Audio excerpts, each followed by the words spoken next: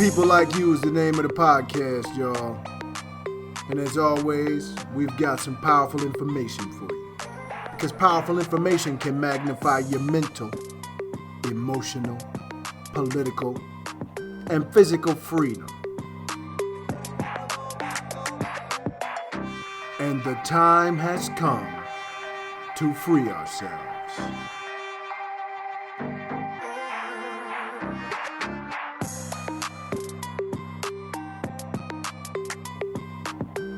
Freedom can be the difference between happiness and misery, success and failure, rich and poor. So we're gonna bring it to you simple, giving you the who, the what, when, where, why, and how, as of right now.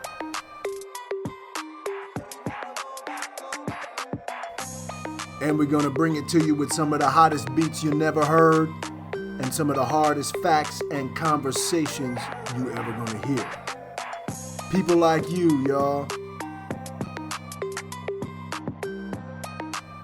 I am your host, Timothy Hampton.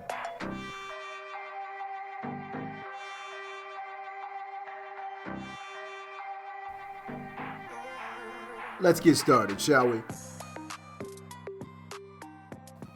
I recently took a trip to small town America. I'm sorry, so sorry. We're talking about a small town with a population that is actually more than 98% Caucasian. Trump country for real. And yes, these places do exist. Life-size photo cutouts of Trump in some of the store windows. Now, I realize why this man is president. We know what type of platform this man ran on during the election, and we know that it was folks like this in this small town that supported him, and we know why. I didn't sit down today to talk about this man. Really? Because I used to visit this same small town before Trump was elected. And these folks were cold then, but nothing like after his election. After his election, I got some of the worst dirty looks, cold stares, and long sideways glances I have ever received. No way. I've been communicating effectively, both verbally and non-verbally, for many, many years. And I'm telling you, these folks were hostile. These folks were angry. I was not welcome in that town. Yeah, go away. But I didn't sit down today to talk about their problems either. I recently tried to tell some people like you about this trip and these folks and the cold, hard, obvious hostility I faced. I tried to tell them what it was like to face overt animosity everywhere I went. Go on with that black stuff, is what they told me.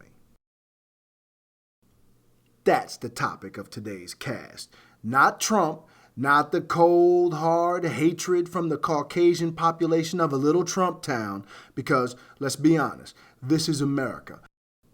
My topic is the resistance I got from people like you when I tried to tell the story. What's wrong with you? Go on with that black stuff. So I did. I brought it right back to you.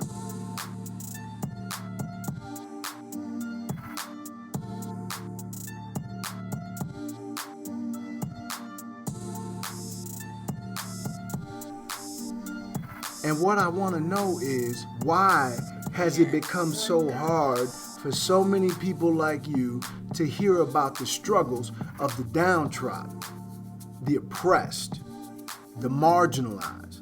And when I say struggle, I mean the daily battles people like you face. Battles with ignorance, battles with bigotry, hostility, hate, racial discrimination, economic discrimination, political disenfranchisement, intellectual violence, state-sanctioned violence. Oh my God. Let's talk about who are you talking about? Who do you think you are? Go on with that black stuff. Who is it that I get this sentiment from the most? I have to say cowards. Fearful, timid, defeated.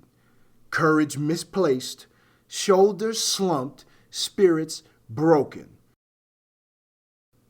The cowards out there believe that black stuff is the fault of anyone who talks about it, and they do everything they can to silence the brave. Go on with that black stuff. As if we stop talking about it, it's gonna go away. Wrong. Two things. First, cowards do not acknowledge, do not reject, and do not protest that cold, hard, open hostility. It's just a fact. I'm not saying cowards are not subjected to belligerence. Far from it. Cowards are under a lot of pressure, an enormous amount of pressure, no doubt about it. I'm saying a coward offers no resistance, so cowards feel no pressure. Nope. Second is that ignoring a problem, turning your back on an issue, dismissing adversity will not make it go away. If you have a deep cut on your finger, bleeding, throbbing, see how much better it gets if you ignore it. Don't treat it, don't clean it, don't bandage it, don't do anything. See what happens.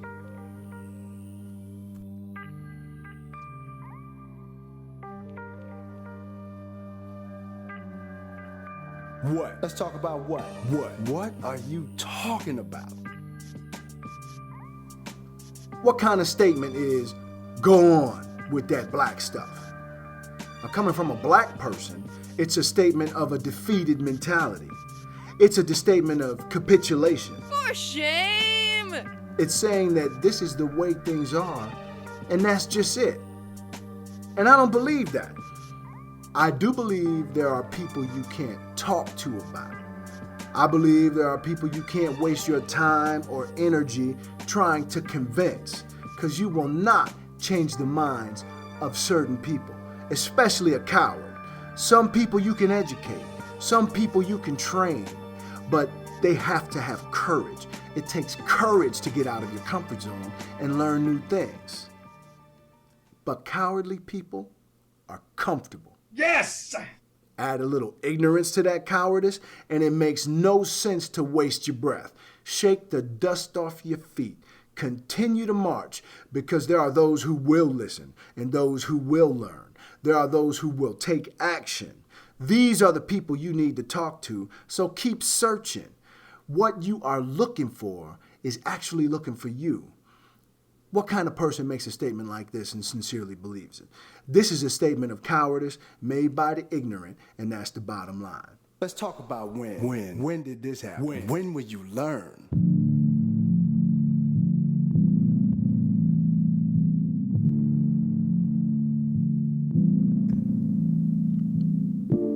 When will you hear a statement like this?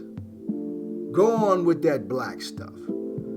It's been my experience that it happens mostly when you are talking to family, loved ones, and those most familiar to you. Because familiarity breeds contempt. The closer you are to a person, the closer they think they are to you, the harder they will be to convince. When you talk to a total stranger, you can get better results. So unless your family relationships are built on revolutionary sentiment, don't bring the revolution home, because when you do, you will meet stiff, hostile resistance, and you will be dismissed with extreme prejudice.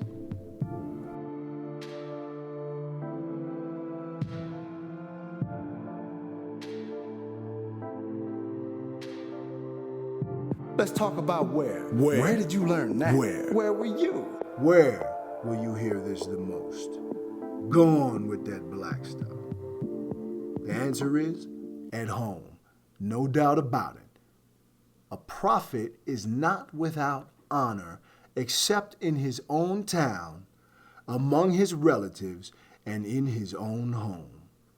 That's the Gospel of Mark, chapter 6, verse 4. Yes, sir. I thought that might be worth mentioning since so many people like you are devout Christians. You better believe it's from your own kinfolk. at a family home where you will find the most resistance to the gospel of black consciousness. The truth is that anything you try to put forward is worth about 75% less in your own house or in the house of one of your family members. So you better hit the road if you want results as a radical or a revolutionary or a member of any kind of resistance. Let's talk about why. Why? Why don't you understand? Why? Why do you think that is? Why do we hear statements like, go on with that black stuff? Because many of us live in fear.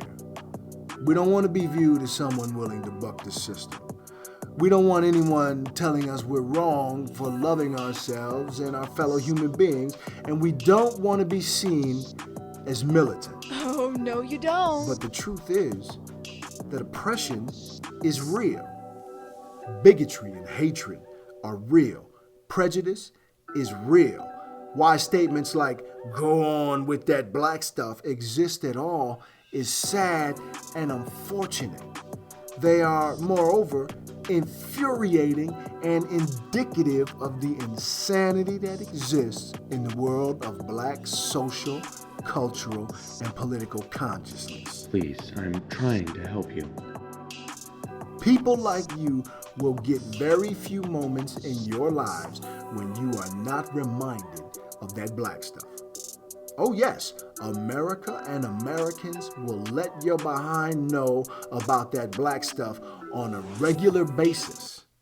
And as long as that black stuff covers your face, your hands, or any part of you that is visible, you need to understand it. Let's talk about how. How do you sleep at night? How can I?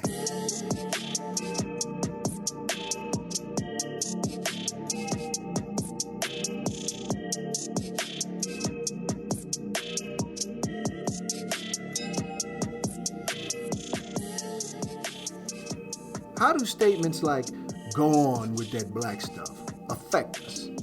I'm telling you straight off, it makes people like you look, sound, and smell like idiots. Because what you are saying is that the history of the struggle, the entire diaspora, the suffering, the beatings, the rapes, the murders, have no relevance. No. Everything people like you have gone through, everything people like you go through means nothing. Nope. But being an emotionally mature person, or at least trying to be, I don't lash out. I do cycle through some contempt and resentment until I get to some plain old pity. I pity those who refuse to stand up and challenge injustice, ignorance, idiocy. I pity those who shy away from the fight, who turn their back on the struggle because the struggle is real and it's only getting harder. Go on with that black stuff. You wouldn't tell your doctor, go on with that healthcare stuff because she's trying to save your life. How would that make her feel? Tell the firefighter, go on with that fire safety crap because that person is also trying to save your life. How about tell your dentist, go on with that tooth decay nonsense? How would that person feel? And if you don't care about any of the above, that says more about the type of person you are than anything else.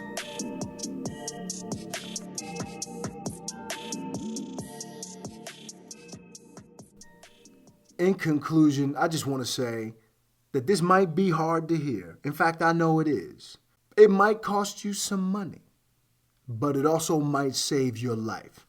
Explore that black stuff for a minute. Delve into it.